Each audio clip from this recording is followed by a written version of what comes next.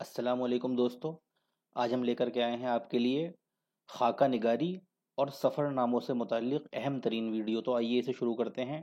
सवाल नंबर 1 है, मुंदरजा झैल में से किस बात का ताल्लुक़ खाका निगारी से है? ऑप्शन ए, किसी मशहूर शख्सियत की सीरत को कलमबंद करना। ऑप्शन बी, किसी शख्सियत की अव्वल ता आखिर मुकम्मल सवानह रकम करना।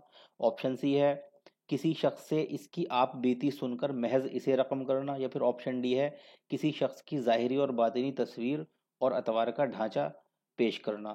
तो सही जवाब है ऑप्शन डी, किसी शख्स की ज़ाहिरी और बातिनी तस्वीर और अतवार का ढांचा पेश करना।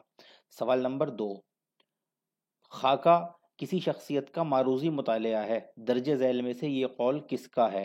Option A, Rashid Ahmad Siddiqui. Option B, Nisar Ahmad Farooqui. Option C, Maulvi Abdul Haq. या फिर ऑप्शन डी, मिर्ज़ा फ़रदुल्ला बेग। तो सही जवाब है ऑप्शन बी, निसार अहमद फारूकी। अब इसके बाद है सवाल नंबर 3, मंदरजा झैल में से कौन खाका निगार है? Option A, Mushtaq Ahmad Yusufi. Option B, Qamar Rais. Option C, Shabihul Hasan. Option D, Mirza Khalil Ahmad Baig. तो सही जवाब है ऑप्शन ए, मुश्ताक अहमद यूसुफी। मुश्ताक अहमद यूसुफी जो है वो एक मिज़ाह निगार होने के साथ साथ एक खाका निगार भी हैं। आपने बहुत से खाके भी लिखे हैं। सवाल नंबर 4, मंदरजा झैल में से कौन खाका निगार नहीं है? यहाँ पूछा गया है कि कौन खाका निगार नहीं है। तो ऑप्शन है ए, मौलवी अब्दुल हक। बी, रशीद अहमद सिद्दीकी। सी, फ़रहतुल्लाह बेग। डी, सज्जाद हैदर यलदरम। तो सही जवाब है डी, सज्जाद हैदर यलदरम। यहाँ पूछा गया था कौन खाका निगार नहीं है, तो सज्जाद हैदर यलदरम जो है वो खाका निगार नहीं है। अब इसके बाद है सवाल नंबर 5, उर्दू अदब का पहला बाकायदा खाका निगार किस अदीब को कहा जाता है? Option A, Mohammad Hussain Azad. Option B, Maulvi Abdul Haq. Option C, Mirza Farhatullah Baig. Option D, Rashid Ahmad Siddiqui. तो सही जवाब है ऑप्शन सी, मिर्ज़ा फ़रहतुल्लाह बेग। इनको उर्दू अदब का पहला बाकायदा खाका निगार कहा जाता है। एक बात याद रखनी चाहिए, हालांकि इनसे पहले भी बहुत से खाके लिखे गए हैं, लेकिन जो एक बाकायदा शुरू होने की बात है, अगर उसकी बात की जाए तो फिर मिर्ज़ा फ़रहतुल्लाह बेग का नाम आता है। तो बाकायदा पहले खाका निगार जो हैं वो मिर्ज़ा फ़रहतुल्लाह बेग हैं। अब सवाल नंबर 6, उर्दू अदब का पहला कामयाब तरीन खाका जिसमें इस फ़न की तमाम खूबियाँ मौजूद हैं, कौन सा खाका कहलाता है? ऑप्शन ए, मौलवी नज़ीर अहमद की कहानी कुछ उनकी कुछ मेरी ज़ुबानी। ऑप्शन बी, नामदेव माली। ऑप्शन सी, एक वसीयत की तामील में। या फिर ऑप्शन डी, कुंदन। तो सही जवाब है ऑप्शन ए, मौलवी नज़ीर अहमद की कहानी कुछ उनकी कुछ मेरी ज़ुबानी। ये मिर्ज़ा फ़रतुल्लाह बेग का ही खाका है जो मौलवी नज़ीर अहमद पर इन्होंने लिखा है। तो पहले बाकायदा खाका निगार जो इससे पहले सवाल में आ चुका था वो मिर्ज़ा फ़रतुल्लाह बेग हैं, और पहला बाकायदा खाका इन्हीं का खाका मौलवी नज़ीर अहमद की कहानी कुछ उनकी कुछ मेरी ज़ुबानी ये है। तो ये दोनों बातें हमें याद रखनी है। अब इसके बाद है सवाल नंबर 7, मौलवी अब्दुल हक का मशहूर खाका नामदेव माली में नामदेव दर्ज झैल में से किस बाग का माली था? Option A, Aligarh Muslim university के गार्डन का। ऑप्शन बी, मकबरा राबिया दुर्रानी औरंगाबाद के बाग का। ऑप्शन सी, जामिया उस्मानिया हैदराबाद के बाग का। या फिर ऑप्शन डी में है, दिल्ली में हुमायूं के मकबरे के बाग का। तो इसमें सही जवाब है ऑप्शन बी, मकबरा राबिया दुर्रानी औरंगाबाद के बाग का। नामदेव माली इस बाग का माली था। अब इसके बाद है सवाल नंबर 8, कैस हो कोह कन हो या हाली, आशिकी कुछ किसी की जात नहीं। मज़कूरा शेर किस खाके में दर्ज है? ये शेर दिया गया है और पूछा गया है कि ये किस खाके में दर्ज है। एक बार और सुन लीजिए, कैस हो कोह कन हो या हाली, आशिकी कुछ किसी की जात नहीं। अब ऑप्शन दिए गए हैं, कुंदन। बी, मौलवी नज़ीर अहमद की कहानी कुछ उनकी कुछ मेरी ज़ुबानी। सी, नामदेव माली। और डी, एक वसीयत की तामील में।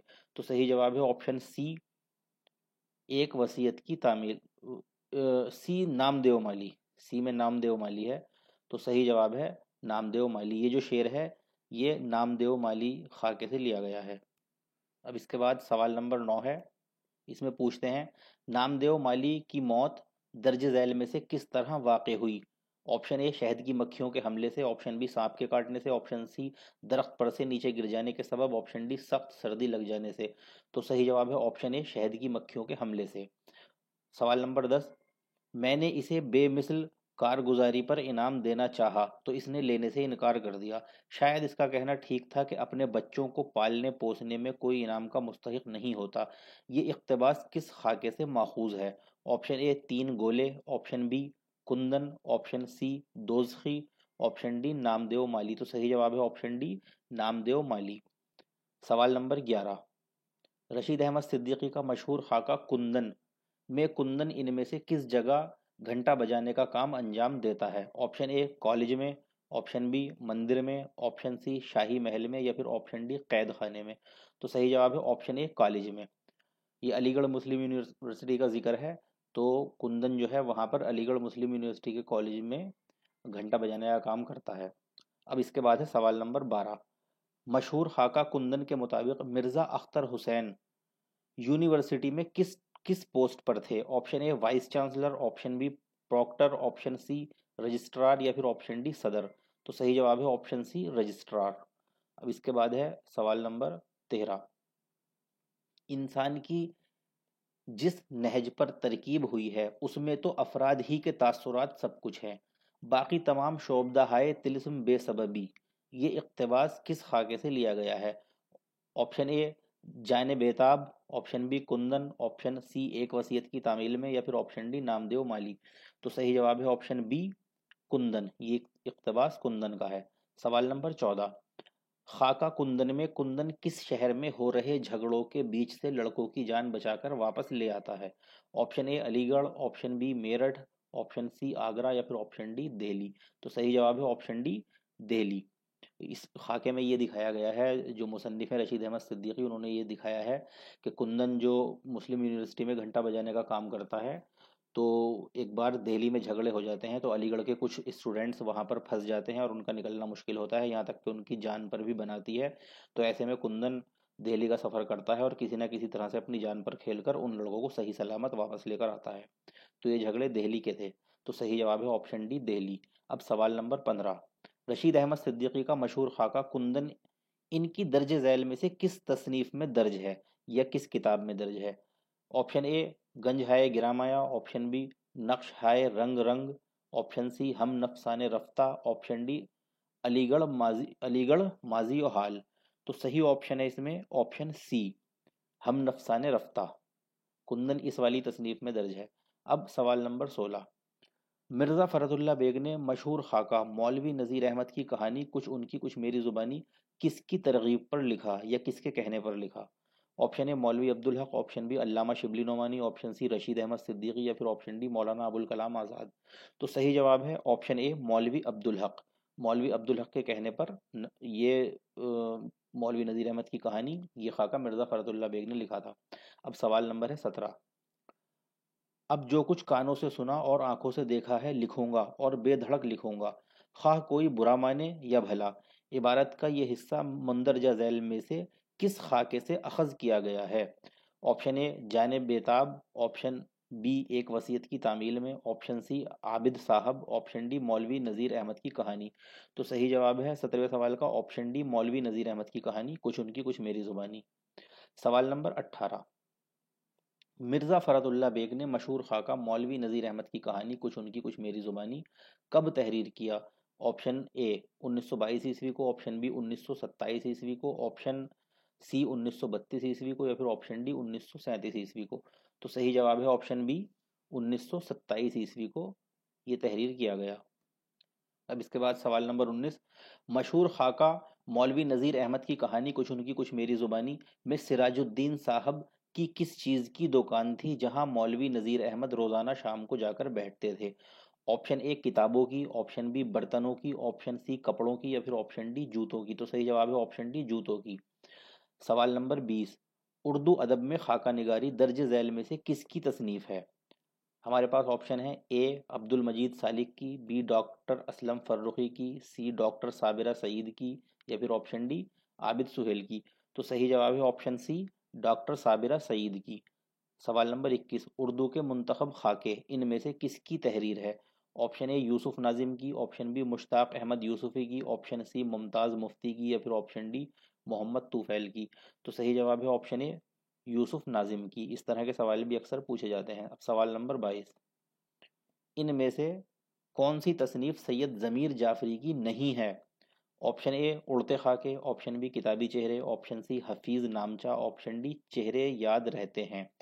तो सही जवाब है ऑप्शन डी चेहरे याद रहते हैं, इसको छोड़ करके बाकी तीनों जो तसानीफ हैं वो सैयद ज़मीर जाफरी की हैं। उड़ते खाके, किताबी चेहरे, हफीज़ नामचा, ये तीनों सैयद ज़मीर जाफरी की हैं। अगर इसमें से कुछ पूछा गया और ऑप्शन में सैयद ज़मीर जाफरी का नाम हुआ तो हम इसको टिक कर देंगे। और चेहरे याद रहते हैं ये इनकी नहीं है, बल्कि ये मुनव्वर राना के इसमें खाके हैं। अब इसके बाद है सवाल नंबर 23, मंदरजा झैल खाका निगारों की सही ज़मानी तरतीब बताइए।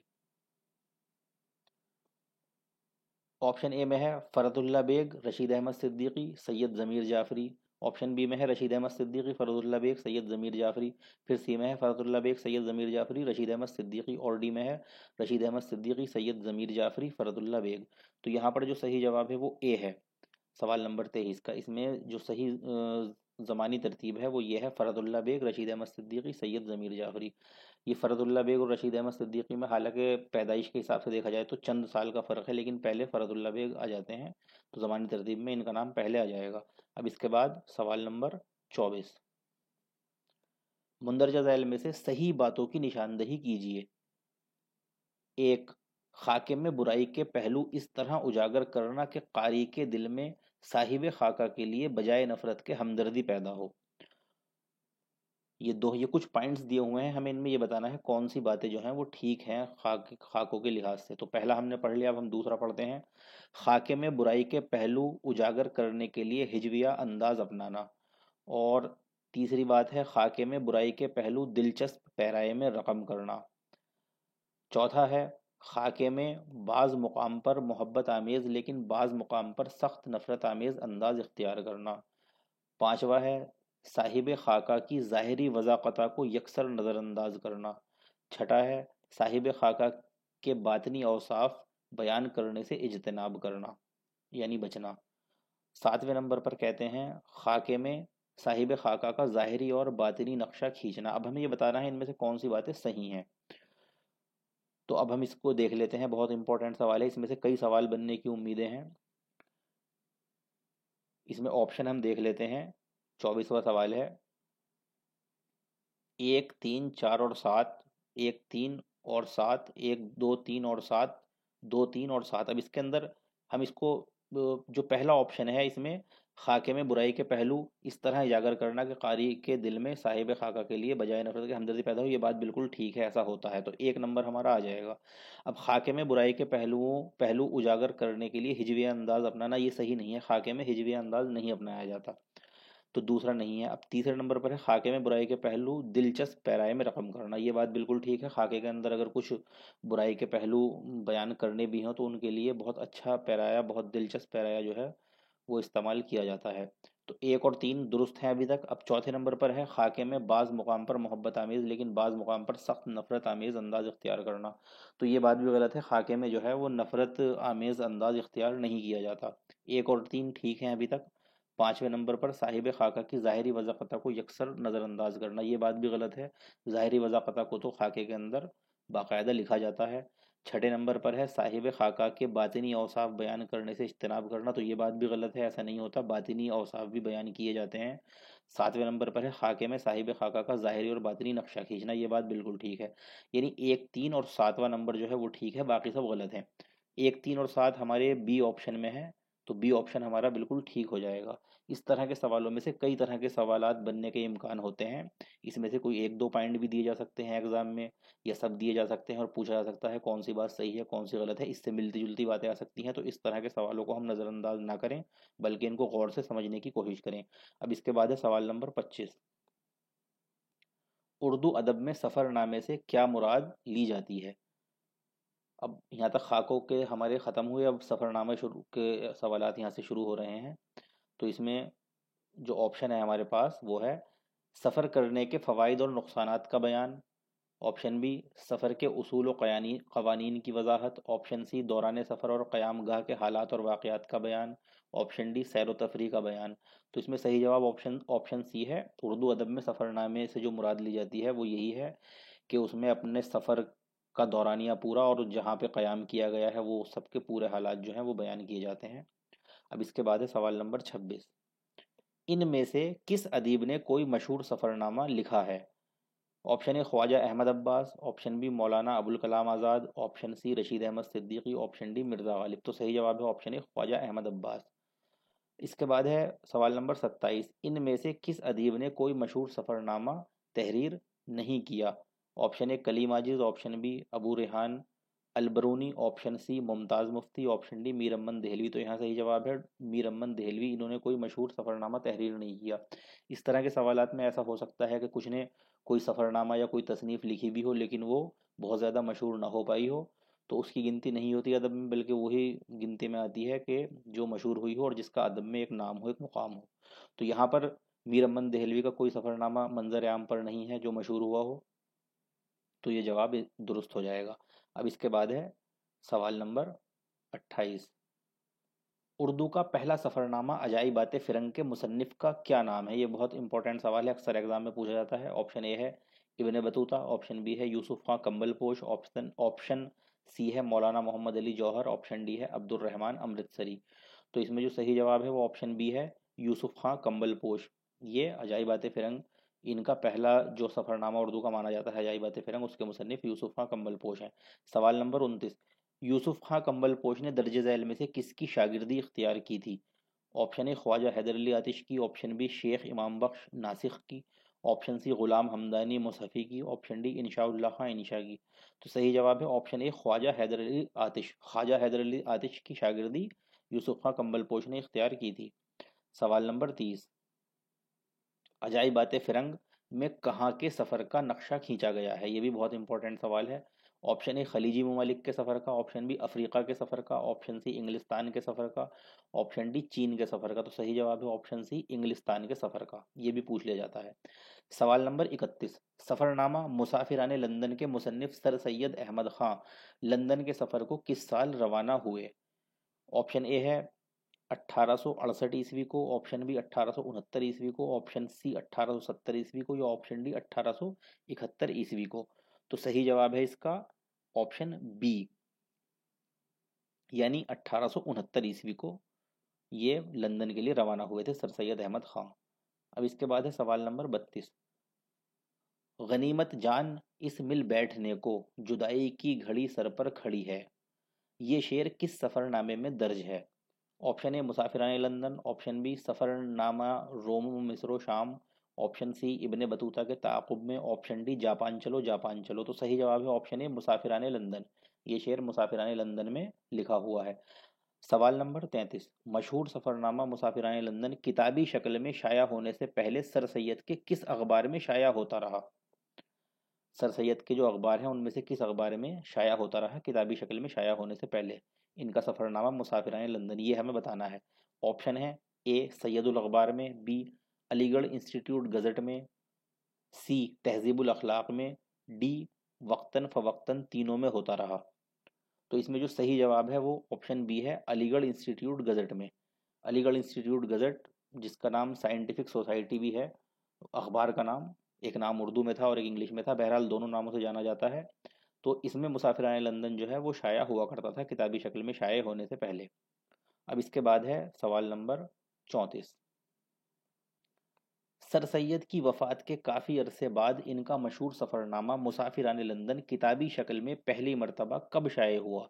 ऑप्शन ए 1951 ईस्वी को, ऑप्शन बी 1954 ईस्वी को, ऑप्शन सी 1958 ईस्वी को, या फिर ऑप्शन डी 1961 ईस्वी को। तो सही जवाब है ऑप्शन डी, 1961 ईस्वी को पहली बार किताबी शक्ल में ये सफ़रनामा शाये हुआ, जो सर सैयद की वफ़ात के काफ़ी अरसे के बाद हुआ। अब सवाल नंबर 35, सफ़रनामा रोम मिस्र शाम के मुसन्निफ़ अल्लामा शिबली नौमानी रहमतुल्लाह अलैह ने रोम मिस्र शाम का सफ़र कब किया? ऑप्शन ए 1890 ईस्वी को, ऑप्शन बी 1891 ईस्वी को, ऑप्शन सी 1892 ईस्वी को, या फिर ऑप्शन डी 1893 ईस्वी को। तो सही जवाब है ऑप्शन सी, 1892 ईस्वी को इन्होंने ये सफ़र किया था। अब इसके बाद है ऑप्शन वो सवाल नंबर 36, इसमें है अल्लामा शिबली नौमानी ने अपना सफ़रनामा रोम मिस्र शाम किस साल लिखा? यानी सफ़र कर के जब ये लौटे तो फिर इसको इन्होंने लिखना शुरू किया होगा, तो पूछा ये गया है कि किस साल लिखा था। ऑप्शन है ए 1893 ईस्वी को, ऑप्शन बी 1894 ईस्वी को, ऑप्शन सी 1895 ईस्वी को, या फिर ऑप्शन डी 1896 ईस्वी को। तो सही जवाब है ऑप्शन ए 1893 ईस्वी को। अब इसके बाद सवाल नंबर 37 है, अल्लामा शिबली नोमानी का मशहूर सफ़रनामा रोमो मिस्रो शाम पहली मर्तबा कब और कहाँ शाये हुआ? ऑप्शन ए 1894 ईस्वी को अलीगढ़ से, ऑप्शन बी 1894 ईस्वी को आगरा से, ऑप्शन सी 1896 ईस्वी को अलीगढ़ से, या फिर ऑप्शन डी 1896 ईस्वी को आगरा से। तो सही जवाब है इसका ऑप्शन बी 1894 ईस्वी को आगरा से। अब इसमें हमें एक चीज़ देखनी है, इसको हमें याद रखना है, ये 3 सवाल हमने लगातार बनाए हैं जिसमें सन पूछे गए हैं। पहले में है कि अल्लामा शिबली नोमानी जो हैं वो इस सफ़र पे कब गए, तो सन 1892। और फिर है कि ये सफ़रनामा कब लिखा, तो 1893। और फिर ये है कि ये पहली बार कब छपा, तो 1894। तो ये 92, 93, 94 जो है ये एक सीरियल में नंबर है, हमें ये तीनों याद रखने हैं अल्लामा शिबली नोमानी के सफ़र के ताल्लुक से। 92, 93, 94, 1892, 1893, 1894। अगर बात जो है सफ़र करने की हो तो 92, और उसको लिखने की हो तो 93, और उसको छपने की हो तो 94। ये एक सीरियल में है, ये आसानी से याद रहेंगे, इसलिए इन तीनों सवालों को हमने एक साथ यहाँ पर बना दिया है। और कहाँ से शाया हुआ 1894 में, तो वो आगरा से हुआ। अब इसके बाद है सवाल नंबर 38, सफ़रनामा रोम मिस्र शाम में अल्लामा शिबली नोमानी ने खुसूसी तौर पर इनमें से किसे मौजू बनाया है?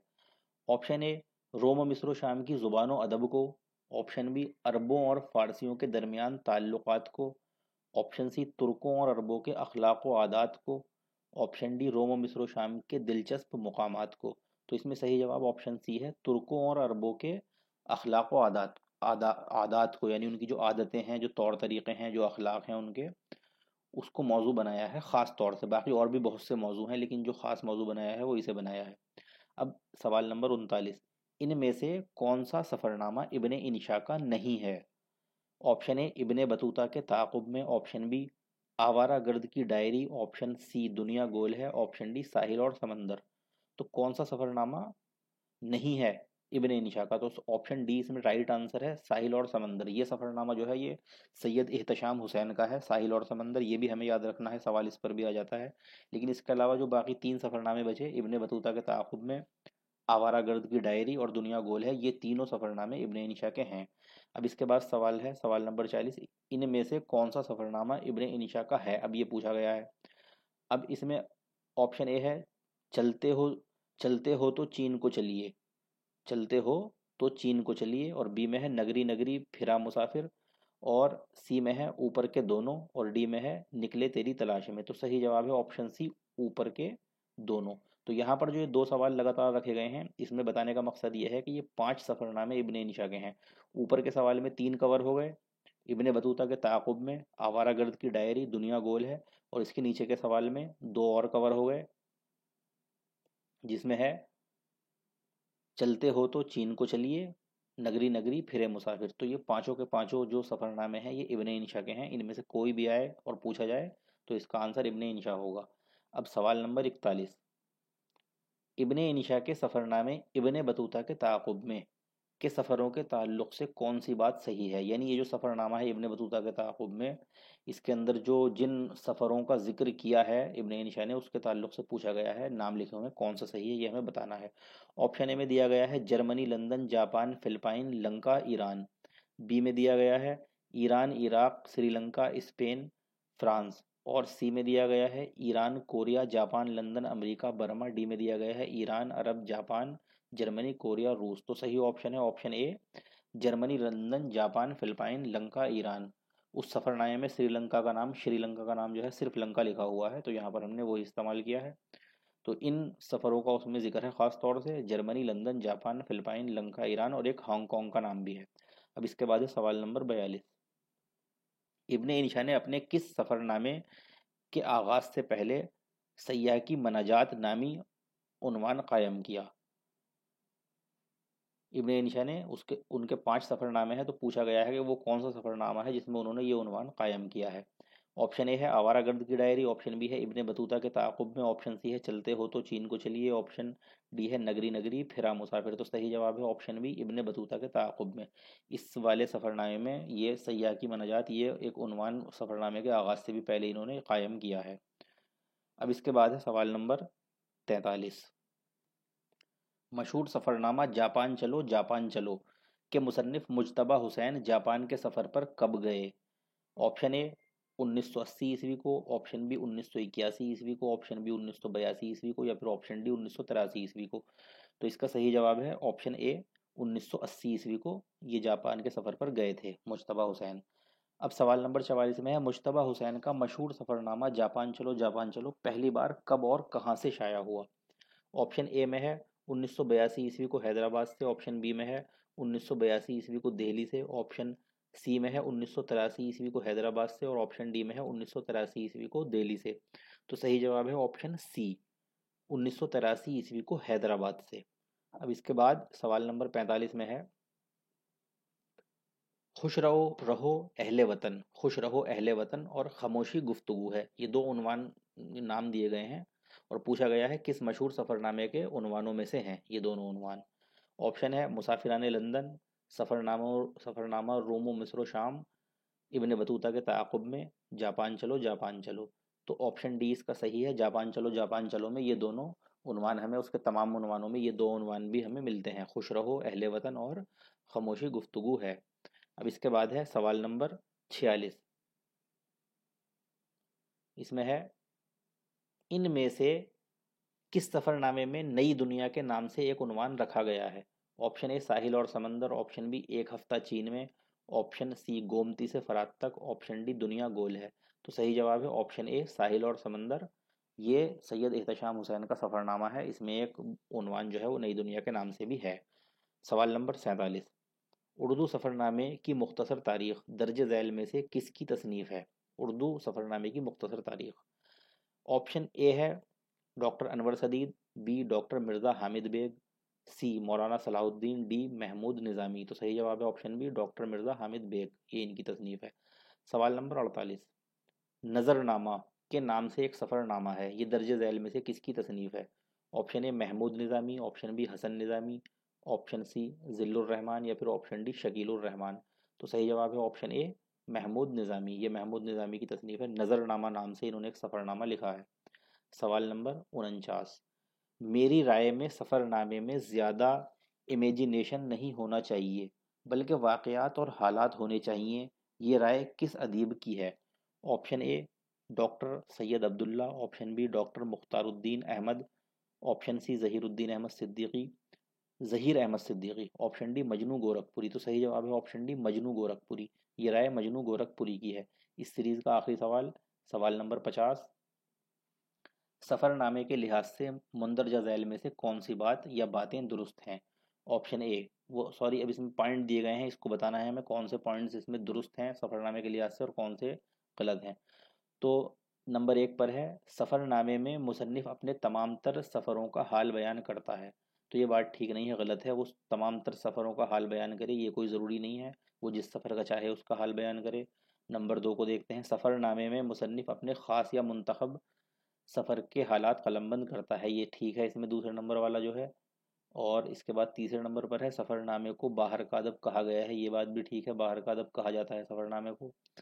4 नंबर पर है, सफ़रनामे में दाखिलियत ज़्यादा और ख़ारजियत कम होती है, तो ये बात दुरुस्त नहीं है, बल्कि ख़ारजियत ज़्यादा होती है। 5वें नंबर पर है, सफ़रनामे में ख़ारजियत ज़्यादा होती है और दाखिलियत कम होती है, तो ये बात बिल्कुल ठीक है।